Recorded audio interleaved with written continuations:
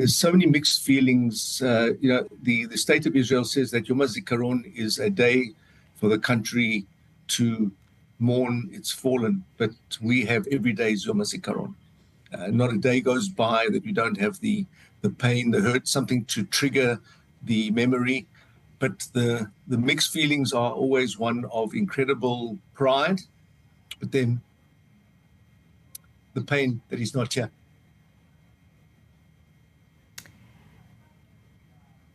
One cannot imagine, Clive, and I wonder if you could talk to us a little bit about Yaron. Tell us more about the essence of your son, the person that he was.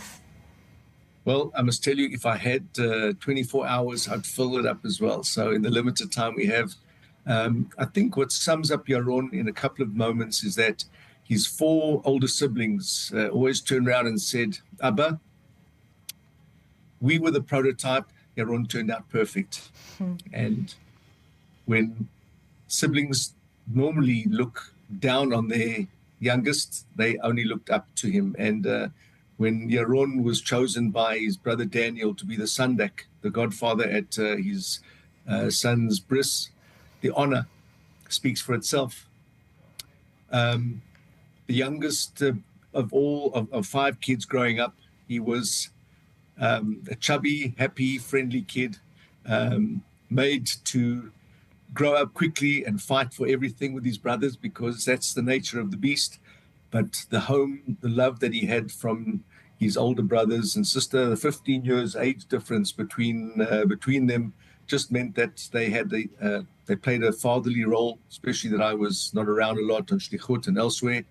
And as he grew older, he grew into this amazing person of loving, caring, and he was very much his own person. And this culminated in him after spending a year and a half at Mechina, a preparatory program for the army, where he wanted to be the best of the best. He got called up at the outset of Corona and aspired to the ultimate heights of becoming the first and only officer in the Chitiz family. And with pride, he went in to fight in battle for the security of the state of Israel. And he never hesitated for a minute. He believed in the future of himself and his partner and the family. And that gave him the confidence to be the ultimate soldier. He lived his life with Eretz Yisrael, Am Yisrael, and Torah Yisrael. And that was just perfect. And Clive, many watching right now might remember the video of Yaron that went viral in late 2023 when he surprised his mother on the Shabbat weekend at home. That was the weekend before he was killed. What a moment that was. It's on our screens right now. What a smile, what an embrace. And it really just speaks to the moment, the sacrifice that families are making when young people go out to protect this country.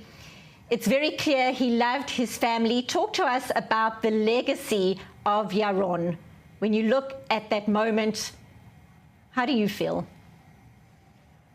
I was away overseas in South Africa at that time, and I got the news at 22:02 in the early hours of Wednesday morning that he had fallen in battle. And I missed the moment of him coming home the week before. So I'd spoken with Yaron, and the love that everyone had, the commitment. What's incredible, Benita, is that Yaron had not been home for 80 days, 40 in battle. And when he came home, he was wiped. He was exhausted, and yet he didn't waste a moment. He spent every bit of time with his siblings, with his mom, as an uncle to seven nephews and nieces. He absolutely gave of his time reading books in the early hours of the morning, going out to have a meal at 3 o'clock in the morning. He never left a single person out. And that was something about Yaron. He gave of himself, and with the love and commitment. And you knew that this was for family. He was the ultimate brother, ultimate son, ultimate brother, ultimate friend, ultimate everyone. He was just everything as his siblings turned him into as they expressed, he was the best of the best. And the legacy he's left is that his smile was every photograph we have was constantly Yaron smiling. Even when he left a comment that he sat in the APC, the armored personnel carrier, for 40 hours, and his excuse that his bum was so sore from sitting, he never complained. Everything he took in stride.